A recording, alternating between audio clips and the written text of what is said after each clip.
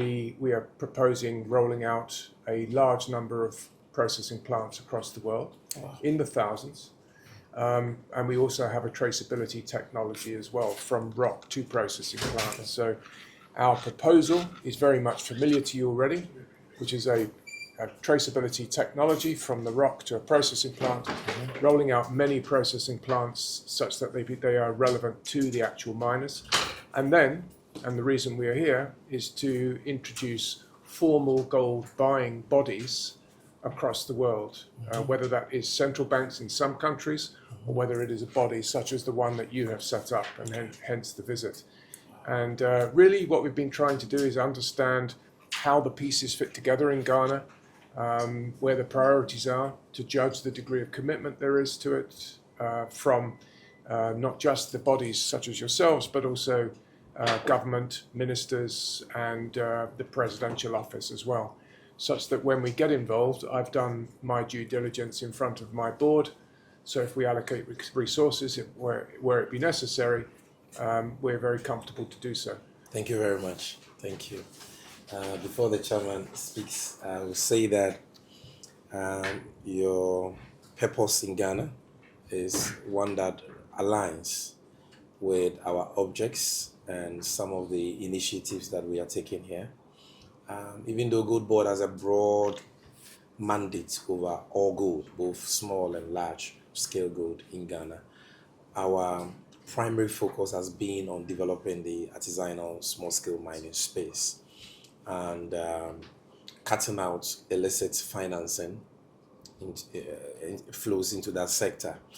And that is why now we completely fund it, and we do so through our licensed traders. And we ensure that even if they are injecting financing in to the trade, we subject same to anti-money laundering and counter-terrorism financing rules.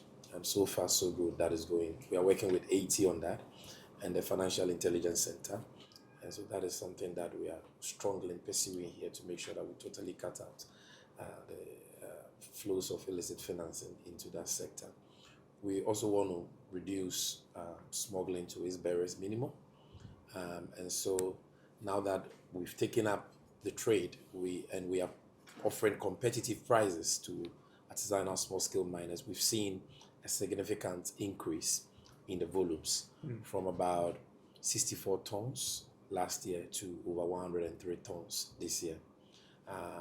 The large scale output has rather declined marginally from about 100 tons to 97 tons, but ASM has had a quantum leap, and it's because of our competitive pricing and the intensified fight against those smuggling. The challenges, there are many challenges that we hope to address this year, and that is why I'm so happy that you've come and you're talking about some of the things we've started thinking about. Traceability is one of them, and processing is another, because in Ghana here, processing is an issue. Most of our artisanal small-scale miners are informal. They are still using mercury and harmful chemicals for processing. Recovery is not optimized, but at the end of the day, the environment is poisoned by the harmful chemicals. And so if we can have some of these processing plants here, we'll be very happy to partner with you to ensure that whatever they're doing is compliant with international best practice.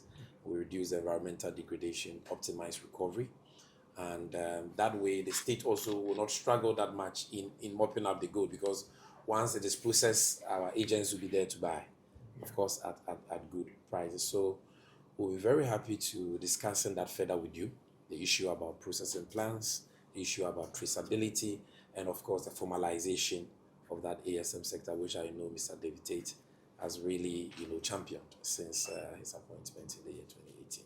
So, Chairman, I know you may want to add two things. Yeah, no, the little I have to add is just to emphasize what Sammy, the CEO, have just said about the traceability and also adding value to the find, and then make sure that all those who are involved, ASM and then the Mr. Group, by traders, everybody benefit from the business that is being done.